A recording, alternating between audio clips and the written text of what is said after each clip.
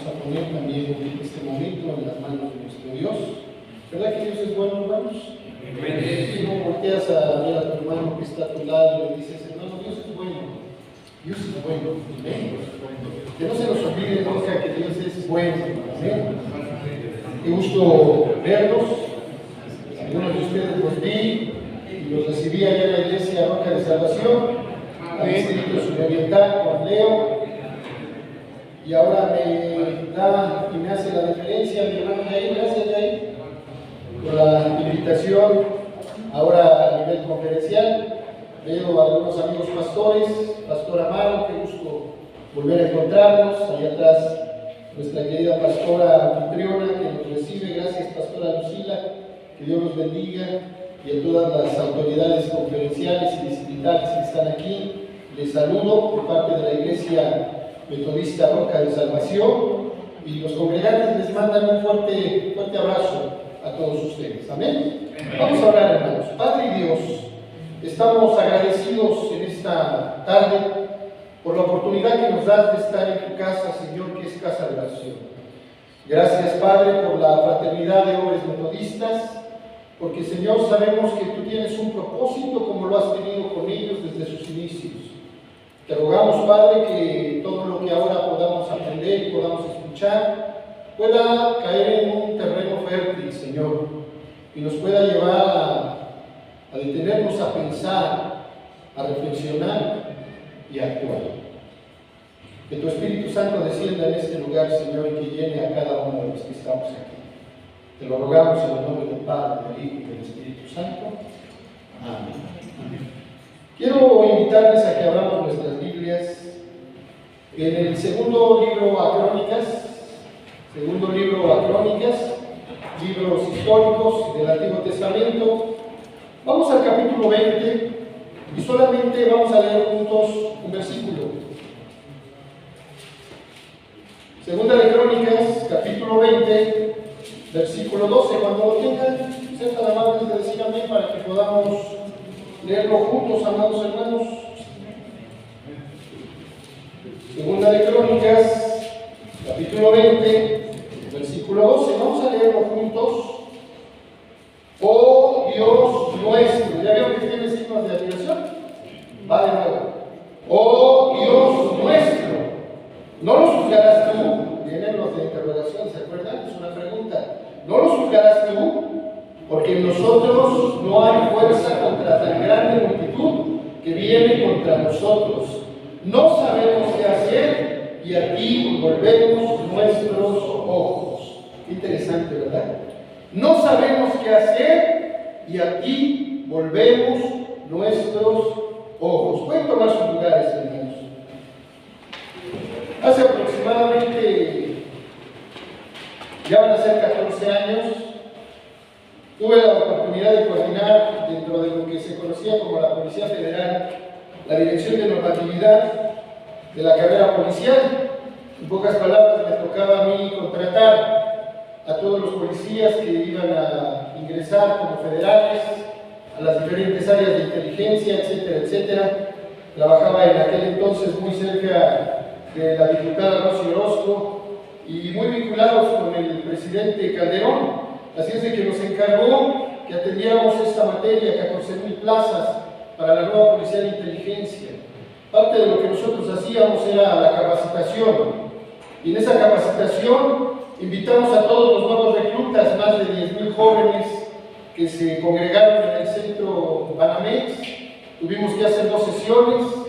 Invité a un amigo que quizás ustedes lo han escuchado en la radio, lo han visto en la televisión, o probablemente en las redes sociales. Se llama Helios Herrera. No sé si han escuchado hablar de él. Él es un motivador, es un conferencista, que su nombre es una marca propia. Y a través de Helios Herrera Consultores va a empresas muy importantes de México y del extranjero a dar capacitación para formar líderes, etcétera, etcétera. Así es que lo invité para que pudiera compartirnos ese día a todos los hombres que iban a colaborar dentro de la Policía de Inteligencia. Sin embargo, habían otras conferencias que se habían programado. Yo recuerdo recuerdo que no llegó uno de los conferencistas, tuve yo que entrarle al quite antes de que le tocara a ellos cerrar la conferencia magisterial. Yo dije, bueno, pues también sé predicar, a lo mejor también se dan conferencias. Y recuerdo que les di a los policías una conferencia que ahora doy en escuelas y en diferentes lugares, que se llama Construyendo la Torre, basada en Lucas. Hay que calcular los gastos para construir la torre, pero lo hice de forma muy secular. Así de que, hermanos, terminé de dar la conferencia y muchos de ellos se levantaron cuando les pedí que me permitieran hacer una oración, y algunos estaban llorando, otros estaban muy entusiasmados. Cuando yo terminé la conferencia, se me acercó Elios Herrera y me dice, oye, tú estás pobre porque quieres, hermano, vente a trabajar conmigo, vamos a trabajar juntos dando conferencias. ¿Cómo le hiciste? Yo, por más que trato de mover los corazones y mover las emociones, no logro que se sientan así. Yo recuerdo que en aquel momento le dije a Elios Herrera, hay algo que nos hace diferente a ti y a mí. Y él me preguntó, ¿qué es? Que yo he decidido volver mis ojos a Dios. Si tú vuelves tus ojos a Dios, te aseguro que vas a llegar más allá de lo que logras llegar en tus conferencias. Amados, estamos viviendo tiempos muy complicados y creo que no es novedad, todos lo sabemos. Las noticias de las últimas semanas que nos desgarran, que nos entristecen, de cómo ha aumentado la maldad no solo en nuestro país, sino en todo el mundo. Estaba preparándome para trabajar, entre semana yo trabajo para Viajes El Corte Inglés y entro a las 9 de la mañana allá en Polanco. Y recuerdo que puse las noticias y platicaron que había 2 personas en Estados Unidos, empezaron a pelearse sus esposas, no sé si vieron la noticia. Empezaron a pelearse sus esposas de vecina a vecina, intervinieron los maridos, y aquello que empezó en un pleito de 2 mujeres, aquel hombre se arremetió a golpear al otro y el otro sacó un arma y a sangre fría frente a su esposa le dio 14 balazos. No 1 ni 2, 14 balazos. ¿Sí? Situaciones que hemos visto de hombres que abusan de muchas mujeres, y no solamente ya se habla de violaciones, ¿verdad?, sino también de homicidio. Encuentran a estas mujeres, como el caso de este químico que escuchamos en las noticias, cómo las desmembraba y encontraron varios cuerpos dentro de su departamento. Hermanos, son noticias que no sé qué está sucediendo con la iglesia, que no está sucediendo con nosotros como varones, pero que deben de desgarrarnos lo más profundo de nuestro corazón. Esto nos indica algo, lo que ya Jesús nos había dicho en la palabra. Recuerdan que cuando Él habla sobre los hechos que acontecerían en los últimos días, una de las cosas que Él dice es que la maldad crecerá, la maldad sobreabundará. Sin embargo, ¿qué es lo que nos dice Jesús? No se turben, porque es necesario que todo esto acontezca. Estas son señales que Él nos deja antes del fin. Sin embargo, nosotros muchas veces nos paramos preocupados. No sé ustedes, yo tengo una hija de 22 años, hoy fue un día complicado porque me habló muy temprano, me despertó a las 6 de la mañana y me dice, papá, tengo un problema, choqué, pues uno se imagina lo peor, me levanté con pijama, fui a verla, golpeó la parte de adelante de su carro y toda la mañana tuve que estar con ella arreglándola, pero yo le daba gracias a Dios, porque yo todos los días oro por mi hija, yo sé que ustedes oran por sus hijos. Le pedimos a Dios que nos guarde del mal, que cada vez que salimos de nuestros hogares podamos regresar bien a nuestras casas. Y sabemos que las promesas de Dios están vigentes en aquellos que creen. Dice la palabra del Señor, yo estaré con vosotros todos los días hasta el fin del mundo. Y hermanos, hasta las cosas más insignificantes nos damos cuenta que Dios está presente. ¿Por qué? Porque aquellos que hemos crecido en la iglesia, que sabemos quién es Dios, con Él conocemos también su amor, conocemos su misericordia, pero ¿qué creen? Conocemos su poder. Amén. Amén. Me encantan los niños. Allá en Roca tuvimos apenas un evento para los niños, regalamos las cajitas del buen samaritano, ¿verdad? Les decía a los pastores y a los niños les dices, Dios tiene poder, y los niños, ¡ah! ¡Amén! ¡Aleluya! gloria a Dios. Pero nos dicen a nosotros, los adultos, Dios tiene poder. Amén, sí. Hermanos, Dios tiene poder. Y Dios está con nosotros y nos cuida. No nos deja ni nos desampara. Y Él está en cada momento acompañándonos de nuestra entrada, así como nuestra salida. Es importante que todas las mañanas podamos orar, establecer una comunión con Dios y podamos volver nuestros ojos a Dios, reconociendo que separados de Él, que dice el texto, nada podemos hacer. Y esta es la razón de esta prédica. Lo que sucedió con un hombre llamado Josafat, rey de Judá, ahí en 2 de Crónicas, capítulo 20, dice la palabra de Dios que él tuvo que vivir un momento fuerte, un momento contundente, un momento difícil. Y me encantaría que fuéramos todos ahí a 2 de Crónicas, capítulo 20, para entender de qué manera enfrentó Josafat esta situación que lo hizo volver sus ojos a Dios. Yo creo que las crisis que estamos viviendo ahora, familiares, las crisis que estamos viviendo espirituales, las crisis que estamos viviendo en toda nuestra nación y en todo el mundo, podrían asemejarse un poco a lo que estaba sucediendo en este tiempo en la vida de Josafat. Dice la Biblia: pasadas estas cosas, aconteció que los hijos de Moab y de Amón, y con ellos otros de los amonitas, vinieron contra Josafat. ¿Qué dice ahí? A la guerra. Vinieron contra Josafat a la guerra, y acudieron algunos y dieron aviso a Josafat diciendo: contra ti viene una gran multitud del otro lado del mar, de Siria. He aquí, están en Hazezón Tamar, que es el Gadi. Entonces él tuvo temor. Josafat, ¿qué dice que hizo la Biblia? Humilló su rostro. ¿Para qué? Para consultar a Jehová, e hizo pregonar ayuno a todo Judá. Humilló su rostro para consultar a Jehová, e hizo pregonar ayuno a todo Judá.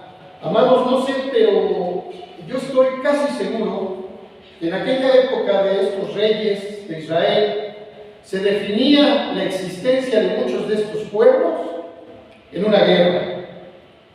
Si seguían existiendo o si se erradicaban totalmente de la faz de la tierra. Mucho de esto lo vemos a través de David, ¿verdad?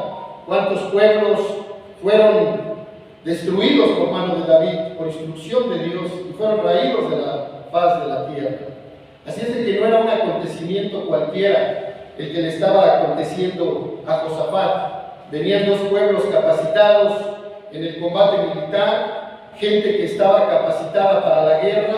Venía el pueblo de Amón, venía el pueblo de Moab, y junto con ellos venía el pueblo de Seir. Como un poco de antecedente, ¿ustedes recuerdan quiénes eran el pueblo de Amón y de Moab? Eran los hijos de Lot, los que tuvo el incesto con sus hijas Amón y Moab. ¿Y recuerdan quién era el pueblo de Seir? La palabra Seir significa velludo. ¿Quién se llamaba velludo? Esaú. Eran hijos de Esaú. Así es de que, como ustedes pueden darse cuenta, eran familiares lejanos de los hebreos que ahora se habían organizado para ir a la guerra contra Josafat. ¿Por qué no lo habían hecho antes? ¿Por qué hasta este momento se les ocurre? Un poquito del antecedente del texto es que Josafat contaba con el resguardo y la protección de Dios, porque era un hombre que vivía conforme a la voluntad de Dios. Sin embargo, Josafat un día cometió un error muy grande. Se le ocurrió hacer alianza con un rey del norte llamado Acab, que él se encontraba muy mal delante de los ojos de Dios. Y no solamente hizo alianza, sino que contrajo parentesco. Fue con él a la guerra, y en esa guerra conocemos la historia. Él se disfraza como el rey. Al final por ahí lanzan un arco con una flecha que le cae al otro rey, Acab, lo mata, y todas estas circunstancias dan la apertura para que los pueblos se den cuenta que Josafat se ha equivocado y que es el momento preciso para ir a la guerra en contra de él, porque quizás Dios está enojado y ya no lo está protegiendo. Recordemos las cosas buenas que hizo Josafat. Nombró jueces que fueran temerosos de Dios, los mandó a las diferentes capitales. Así es de que, hermanos, Josafat hasta este momento gozaba de la protección de Dios. Sin embargo, pueblo chico, infierno grande, No dudo que haya llegado el chisme de la alianza que había cometido con Acab, y aquellos dijeron, es el momento de atacar, está solo, vamos a destruirlo. ¿Y cuál creen que sería la actitud de ese rey? Ahí rodeado de todo su séquito de comandantes y toda su política del pueblo de Judá. Yo creo que en ese momento comenzó a palidecer, tuvo temor, dice la palabra de Dios, porque sabía que los pueblos que venían en contra de él eran pueblos difíciles. ¿Cuántos de nosotros hemos pasado por esta misma circunstancia o por esta misma condición? Escuchamos las noticias, escuchamos los problemas, escuchamos las circunstancias. Hoy en día estamos viviendo cosas difíciles. ¿Y en cuántas ocasiones no actuamos como Josafat? Nos sentimos con temor. Yo no sé a ustedes, pero cuando le hablan a sus hijos, ¿verdad? Y sus hijos no les contestan, ¿qué sienten? Cuando ya son altas horas de la noche y que estás llama y llama y llama y dices, ¿dónde estará? Comenzamos a pedirle a Dios, Dios guarda a mi hijo, ¿no? Que esté bien. O ayer que estábamos ensayando en el grupo de alabanza de Roca y le habló por teléfono una chica de Mérida a su papá que está aquí en la Ciudad de México. Dejó todo, dejó la guitarra, dejó el micrófono y nos dejó ahí cantando y se salió porque escuchó alterar a su hija. Sintió temor. Dice, es que pastor, cada vez que me habla ella siento temor, porque no sé si está bien o está pasando por alguna circunstancia. Sin embargo, nos enseña Josafat algo que él aprendió, que cada vez que hay un momento difícil, cada vez que hay un momento o una circunstancia complicada, lo mejor es humillarnos ante Dios para consultarlo y pregonar ayuno. Amén. Amén. Humillarnos ante Dios, ¿qué significa? Reconocer que lo necesitamos, reconocer que separados de Dios nada podemos hacer. Y amados hermanos, recordemos que Josafat tuvo una muy buena escuela. Él fue hijo de otro rey que también tuvo sus errores, pero trató de caminar conforme a la voluntad de Dios, llamado Asa. Y qué importante es la manera en cómo nosotros influimos en nuestros hijos, ¿verdad? Yo no dudo que muchos de estos conflictos, cuando Josafat veía a su padre, que era rey de Judá, que tenía algún problema y que su padre doblaba las rodillas y consultaba a Dios, Josafat se quedó muy presente con esto. Yo no sé qué clase de hombres seamos nosotros el día de hoy. Si somos hombres que estamos influyendo con la luz de Jesús a los que están a nuestro alrededor, o somos solamente personas que conocemos de Dios, pero no estamos haciendo absolutamente nada. En mi vida hubo dos hombres que influyeron mucho. Uno de ellos no era cristiano hasta que él falleció, mi abuelo Juan Bustamante. Él era un hombre de rancho, un hombre muy sencillo, muy humilde, 14 hijos. Teníamos una familia muy grande, no teníamos que invitarle a nadie, ya con nosotros llenábamos el salón. Él no sabía leer ni sabía escribir. La historia nos dice que un día se robó a mi abuela, que era hija de unos hacendados de Michoacán. Se la trajo a la Ciudad de México y comenzó a trabajar de velador, aquí por las calles de Cocotla. Le cayó también al jefe que era español, y ya le dijo, oye Juan, ayúdame a vender mi empresa. Ellos se dedicaban al material eléctrico, al cortantes de cuello de ganso, estas lamparitas de focos spots, etcétera, etcétera. Mi abuelo se fue al hipódromo porque ese era su vicio. Y en el hipódromo se trajo la carrera más grande y la ganó. Y con eso llegó con el español y le dijo, yo le compro su fábrica. Así es de que ya no necesitaba mano de obra, tenía 14 hijos. Ya tenía la mano de obra para hacer su empresa y hizo él fortuna y comenzó a crecer mucho. Cuando él se cansó, le dejó a mi padre y le dejó a su hermano mayor Porfirio el negocio. Se fue allá a Michoacán y le dijeron, pues ese giro hasta donde veas es tuyo. Y mi abuelo vio hasta el cerro y vio hasta la laguna y se hizo de todos esos terrenos. Al final fue presidente municipal y lo más interesante es que él no sabía leer ni sabía escribir.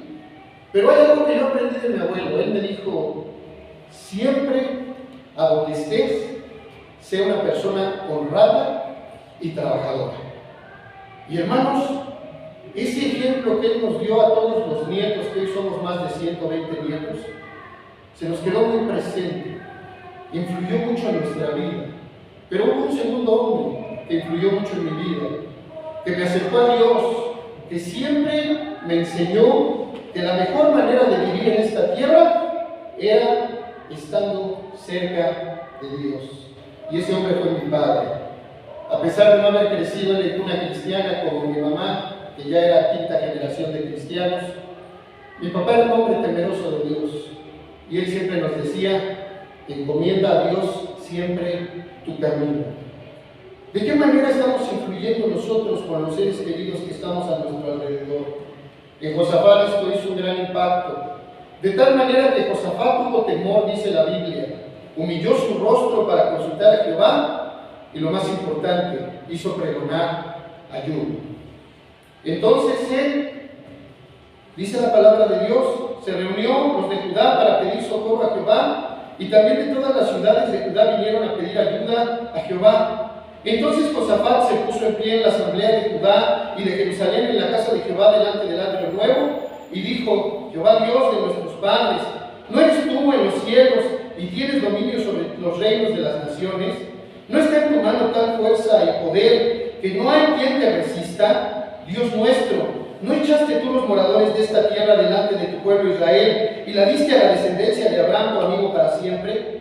Y ellos han habitado en ella y te han edificado en ella santuario a tu nombre, diciendo: si mal viniere sobre nosotros, o espada de castigo, o pestilencia, o hambre, nos presentaremos delante de esta casa, delante de esta casa y delante de ti, porque tu nombre está en esta casa. Y a causa de nuestras tribulaciones, clamaremos a ti, y tú nos oirás. ¿Y qué dice ahí? Y salvarás. Tú nos oirás y salvarás. Qué importante es reconocer a Dios en todos nuestros caminos. Yo puedo asegurarles que muchos de ustedes han tenido experiencias personales con Dios. Y en muchos momentos de su vida pueden ahorita recordar cuando Dios los salvó de aquel accidente, o cuando Dios hizo un milagro en tu vida, o cuando el Señor te acompañó en un momento difícil, que no sabías ni qué hacer, que te fuiste a llorar a una esquina y que pensaste que nadie iba a solucionar ese problema. ¿Cuántos de nosotros tenemos testimonios grandes del poder de Dios? Y Judá no era la excepción. Ellos sabían quién era Dios. Y me encanta la oración de Josafat, porque Josafat le recuerda a Dios lo que ha hecho por su pueblo. Y la promesa que le ha dado a su pueblo desde Salomón, recuerda: si mi pueblo se humillare, en el cual es invocado mi nombre, y oraren, se arrepintieran de sus pecados y se volvieran de sus malos caminos, yo oiré desde los cielos, perdonaré sus pecados. Amén. Judá lo sabía. Sabían que era la única manera de poder enfrentar esta crisis tan difícil. ¿Cuántos de nosotros sabemos esto? El único que puede ayudarnos, llámese fraternidad, llámese familia, llámese denominación, llámese de manera personal, el único que puede ayudarnos es Dios. Acompáñenme allá al libro de Isaías, capítulo 46. Solo quiero leer unos versículos de este profeta. Tiene relación con aquel hombre que eligió Dios, hijo de Persia, que iba a ir a liberar al pueblo de Israel. Versículo 8. ¿Están conmigo? ¿Lo leemos juntos? Acordaos de esto y tened vergüenza. Volved en vosotros, prevaricadores. Acordaos de las cosas pasadas desde los tiempos antiguos, porque yo soy Dios y no hay otro Dios, y nada hay semejante a mí. Amén. Porque yo soy Dios y no hay otro Dios, y nada hay semejante a mí. Judá lo sabía, Josafat lo sabía. La fraternidad de hombres metodistas lo sabe. Amén. El versículo siguiente dice que conoce el porvenir desde el principio y desde la antigüedad, donde aún no ha sido hecho. Ese es el Dios en el que nosotros creemos, en el que nosotros hemos fundado nuestra fe, el Dios que nos ama y el Dios que nos ha prometido que su misericordia será nueva cada mañana. Por más insignificantes que pudiéramos sentirnos, o que pudieran hacernos creer o hacer sentir, al final nunca olvidemos algo. Dios toma lo vil y lo menospreciado, ¿para qué? Para avergonzar a lo que se siente más sabio. Y me encanta el Salmo 119, hasta lo cantamos, ¿verdad? Él levanta del polvo al desvalido, del estiércol hace subir al pobre, para sentarlo con quién? Con los príncipes de la tierra. Josafat sabía que la única forma de enfrentar esta circunstancia era clamando a Dios. Versículo 12: oh Dios nuestro, no nos juzgarás tú, porque nosotros no hay fuerza contra tu grande multitud que viene contra nosotros. No sabemos qué hacer y qué, y a ti volvemos nuestros ojos. Ojalá y hoy tuviéramos la humildad de decir esto al Señor. No sabemos qué hacer y a ti volvemos nuestros ojos. Ojalá y cada fraternidad, cada iglesia, cada pastor, cada autoridad, tuviéramos esa humildad de decir, no sabemos qué hacer y a ti volvemos nuestros ojos. Desafortunadamente, nuestra carne sigue luchando, nuestra soberbia, nuestra actitud egoísta de pensar en ganar o de ser nosotros mismos primero yo, después yo y al final yo, nos hacen actuar de una manera a veces errónea delante de los ojos de Dios y olvidamos las enseñanzas del gran Maestro Jesucristo. Yo he venido para servir, no para ser servido. Y parte de ese ministerio que plasmó Jesús en nosotros se trataba de humildad, de que pudiéramos ser humildes, como Él nos enseñó, como Él nos dio la lección y como Él nos lo mostró. Y así lo hizo Josafat, diciendo y reconociendo, no sé qué hacer, y vuelvo mis ojos a ti. Yo creo que esta sería la solución no solo de muchos de nosotros, sería la solución de México. Acabamos de pasar elecciones, ¿verdad? Todos pensábamos, o pensamos, todos queremos una solución para el país, pero al final sabemos quién es el único que puede dar esa solución. Mientras México no vuelva sus ojos a Dios, no va a poder suceder absolutamente nada. Y todo Judá estaba en pie delante de Jehová con sus niños, sus mujeres y sus hijos. Y estaba ahí Jaziel, hijo de Zacarías, hijo de Benaía, hijo de Jehiel, hijo de Matanías, levita de los hijos de Asaf, sobre el cual vino el Espíritu de Jehová en medio de la reunión, y dijo: oíd, Judá todo, y vosotros, moradores de Jerusalén, y tú, rey Josafat, Jehová os dice así. Amén. El Señor nunca llega tarde.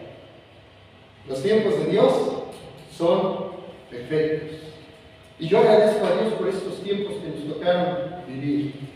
Hace un momento hablaba la pastora sobre los tiempos de Juan Wesley. Le tocaron también tiempos difíciles. Sin embargo, él hizo lo que le tocaba hacer. Los apóstoles también tuvieron días difíciles y ellos hicieron lo que le tocaba hacer. La pregunta es: ¿cómo vamos a ser recordados nosotros? ¿Haremos lo que nos toca hacer? ¿O seremos obstáculos para que la obra de Dios y el ministerio del Señor y su reino se lleven a cabo aquí en esta tierra? El Señor nunca llega tarde, siempre tiene una respuesta para nosotros. ¿Ustedes sabían que Dios habla? Amén. Dios habla. ¿Cómo podemos creer en un Dios que tiene poder, en un Dios vivo, y no creer que Él nos habla? Dios habla. Por ahí, por los años 60, hubo una corriente que decía que Dios estaba muerto. Y un gran predicador y evangelista llamado Billy Graham mandó poner en una portada del periódico: aquellos que dicen que Dios está muerto están equivocados, porque acabo de hablar con Él esta mañana. Dios sigue hablando. El problema es, lo estamos escuchando. Jaziel significa Dios contempla. Y vean qué hermoso. Dios está siempre contemplando lo que sucede con sus justos.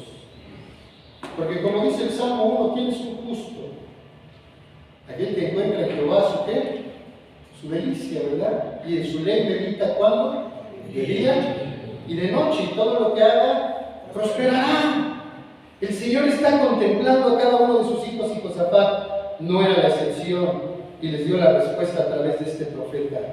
Oíd, Jehová os dice así: no temáis, fraternidad de hombres metodistas, ni os amedrentéis delante de esta gran multitud, porque no es vuestra la guerra, sino de Dios.